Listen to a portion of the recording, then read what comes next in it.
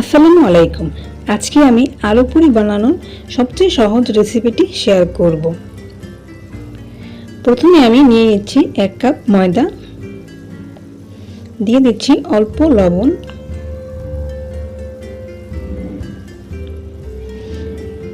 এখন এখানে আমি দিয়ে দেব 1 টেবিল পরিমাণ তেল।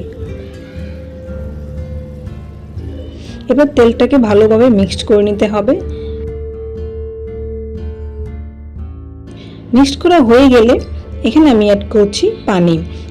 পানিটাকে প্রথমে অল্প অল্প করে মিক্সড করে নিতে হবে। দেখুন আমার মিক্সড করা হয়ে গিয়েছে। এখন এটাকে আমি রেস্টে রেখে দেব।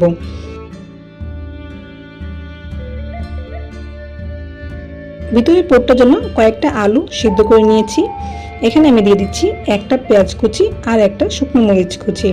পেঁয়াজের পরিমাণটা এখানে কম দিতে হবে, আর ঝালটা আপনাদের স্বাদ মতো দিয়ে দিতে হবে। ভালোভাবে মিক্সড করে নিতে হবে। এবার এটাকে আমি তেলে ভেজে নেব।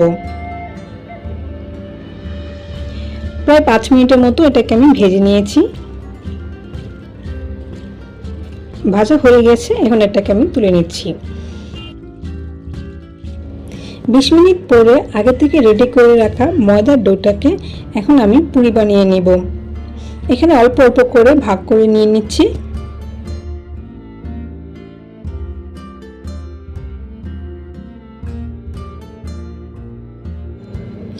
এখন এখানে অল্প ময়দার ডো নিয়ে এটাকে বাটির মতো করে শেপ দিয়ে নিচ্ছি। এর ভিতরে দিয়ে দিচ্ছি অল্প আলুর পুর। এখানে পরিমাণ মতো আলুর পুর দিতে হবে, খুব বেশিও দেওয়া যাবে না, খুব কমও দেওয়া যাবে না। তারপর এটাকে ভালোভাবে মুখটাকে মুড়িয়ে নিতে হবে।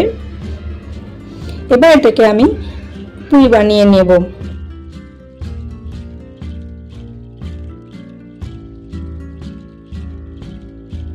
খুবই আলতোভাবে এটাকে বেলে নিতে হবে। দেখুন এটা আমার বানানো হয়ে গিয়েছে। এখন এটাকে আমি ভেজে নেব। পুরি ভাজার সময় অবশ্যই তেলের পরিমাণটা একটু বেশি পরিমাণে দিতে হবে। ডুবো তেলের মধ্যে এভাবে চেপে ঘুরিয়ে ঘুরিয়ে ভেজে নিতে হবে। দেখুন কত সুন্দরভাবে ফুলে গিয়েছে। এই পদ্ধতিতে আপনারা চাইলে দোকানের মতো করে বাসায় খুবই সহজে বানিয়ে নিতে পারেন এবং এটি খেতে খুবই টেস্টি।